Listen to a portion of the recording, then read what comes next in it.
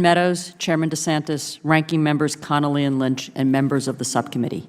Thank you for the opportunity to testify before you today on the use of social media in the federal background investigation process. OPM plays an important role in conducting background investigations for the vast majority of the federal government. Currently, OPM's Federal Investigative Services, FIS, annually conducts approximately 1 million investigations for over 100 federal agencies, approximately 95% of the total background investigations government-wide. These background investigations include more than 600,000 national security investigations and 400,000 investigations related to suitability, fitness, or credentialing each year. As we discussed in February, we are in the process of transitioning to the new National Background Investigations Bureau, NBIB, which will absorb FIS and its mission to become the government-wide service provider for background investigations. The Department of Defense, with its unique national security perspective, will design, build, secure, and operate the NBIB's investigative IT systems in coordination with the NBIB. To provide some context for our discussion today, I would like to take a few minutes to review how the current security clearance process operates in most cases. First, an executive branch agency will make a requirements determination as to the sensitivity and risk level of the position. If an agency determines that a position requires a clearance, the employee completes an SF-86 and submits fingerprints, both of which are sent to OPM along with an investigation request. OPM, through FIS now and NBIB in the future, conducts the investigation by doing all of the checks required by the federal investigative standards. The results of the investigation are then sent to the requesting agency for adjudication. The clearance decision is made from the information in the investigative report in conformance with the adjudicative guidelines that are the purview of the Office of the Director of National Intelligence, ODNI. The requesting agency sends their decision back to OPM, who maintains the records for reciprocity purposes. The individual will also be reinvestigated on a periodic basis.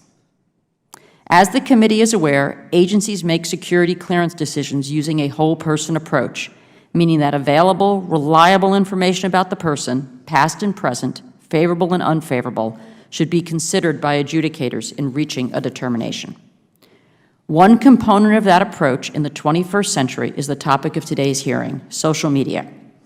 ODNI, in its role as the security executive agent, has developed a social media policy that has undergone extensive coordination with relevant departments and agency officials. OPM looks forward to implementing the policy as part of its ongoing efforts to strengthen its investigative processes.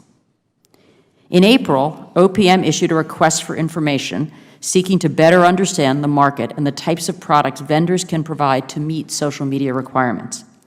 The RFI is in preparation for a pilot that OPM is planning to conduct this year that will incorporate automated searches of publicly available social media into the background investigation process.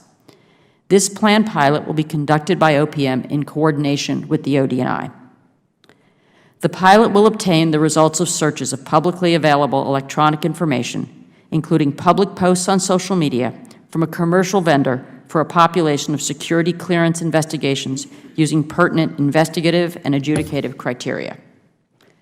This pilot is distinct from other pilots in that it will assess the practical aspects of incorporating social media searches into the operational end-to-end process, the mechanics of adding this type of report to a background investigation, and the effects on quality, costs, and timeliness.